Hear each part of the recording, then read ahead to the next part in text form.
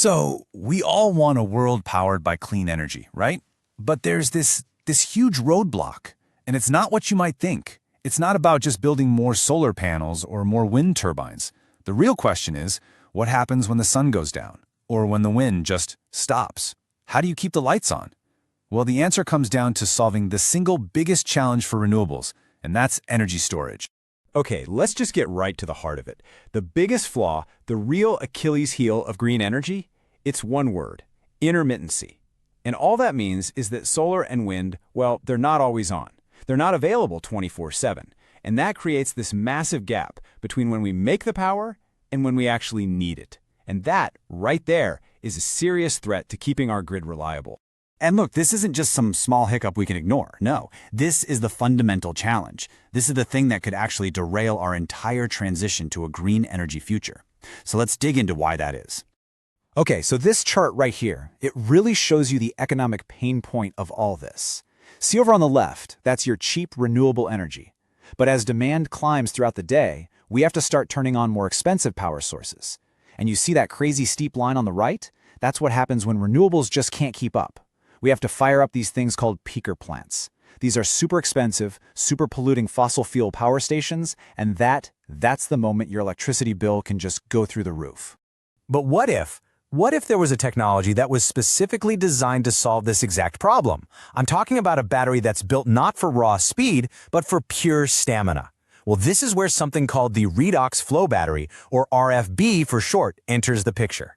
So, to really get why a flow battery is such a game changer, let's first think about a normal battery. You know, like the lithium-ion one in your phone or in an electric car. Everything, the anode, the cathode, the electrolyte, it's all sealed up together in one single box. What that means is its power and its energy storage, they're totally locked together. A redox flow battery, though, it just completely throws that whole model out the window. See, the energy isn't even stored inside the battery itself. No, it's held in these two huge external tanks filled with a liquid electrolyte. The battery part is really just the engine. It's the thing that converts the chemical energy from that liquid into electricity as it gets pumped through. And this is where the design is just genius. By separating the energy storage, that's the tanks, from the power conversion part, that's the cell stack, you get this incredible flexibility. You need more power? Just build a bigger stack. You need it to last longer? Just get bigger tanks. It's a totally modular system, kind of like Legos for energy. So because of this unique design, the conversation isn't really about which battery is better, it's about which battery is the right tool for the right job. And honestly, the best way to wrap your head around this is with a simple analogy. I want you to think of lithium-ion as a world-class sprinter. It's got incredible power, it's super energy dense, perfect for that short, powerful burst you need to get an EV off the line or power up your laptop. The flow battery, on the other hand, that's your elite marathon runner. It's not about that peak speed. It's all about incredible, long-lasting endurance. It's built to just steadily deliver power for hours and hours and hours. And that marathon runner endurance, it translates directly into a much, much longer lifespan. I mean, just look at this chart. It's pretty stark. A standard lithium-ion battery might give you, 10 years or so before it really starts to degrade?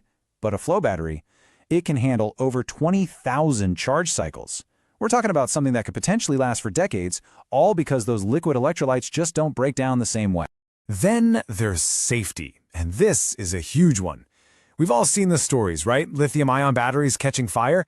That happens because their electrolyte is flammable. Well, most flow batteries use a water-based electrolyte, so they are by their very nature not flammable. And you can imagine what a massive, massive advantage that is when you're planning to build a giant grid-scale energy storage facility. Here's another big win for our marathon runner. You know how with your phone, they tell you not to let the battery die completely? That's to protect its lifespan.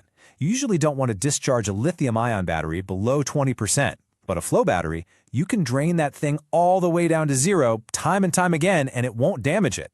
That means you get to use every single drop of energy you paid to store. And hey, don't just take my word for it. This isn't just a theoretical thing. The people who actually work in this industry see it very clearly.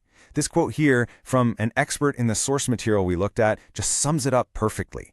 For those really demanding, long-duration jobs that are absolutely crucial for keeping the grid stable, the flow battery is pretty much in a class of its own. Okay, so if this technology is so amazing, you're probably asking, why isn't it everywhere already? Well, like any new contender on the block, it's facing some pretty serious challenges. And the biggest one, by far, is the price tag. The biggest hurdle really comes down to this number. Right now, the upfront cost for a redox flow battery system can be more than $500 per kilowatt hour. Now, to be truly competitive on a massive scale, the US Department of Energy has a target. That number needs to get below $150. So yeah, that is a huge price drop that needs to happen for this to go mainstream. And believe me, it's not just the cost. As you can see here, it's more like an entire obstacle course. The supply chains can be a total nightmare. Some parts need over 100 different suppliers. Then you've got the regulations. Just getting the permits to connect to the grid can take years. And on top of all that, you have to convince a very, let's say, conservative industry to take a big bet on a brand new technology. But despite all those hurdles, the Flow battery is already starting to find its place on the podium. See, it's not about winning the entire race. It's about proving its value in the specific events where its unique skills really shine. And this chart shows us exactly where that's happening. The data is super clear. There's a definite sweet spot emerging. Most of these Flow batteries are being installed for storage that lasts between 4 and 6 hours. That is precisely the niche where our marathon runner excels, and where the sprinter just runs out of steam. The market is already voting with its dollars, and this is where they're going. And really, that's the main takeaway here. The future of energy storage isn't going to be a monopoly. It's not one winner takes all. It's going to be a diverse team. We're going to need the sprinters, we'll need middle distance runners, and we'll absolutely need the marathoners, with each of them playing to their strengths to give us a grid that's both reliable and resilient.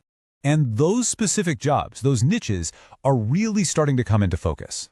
Flow batteries are perfect for things like stabilizing the whole grid, or for something called peak shaving, which, is just a fancy way of saying you buy up cheap electricity in the middle of the night, store it, and then sell it back to the grid when prices are super high in the afternoon. It's a classic buy low, sell high strategy.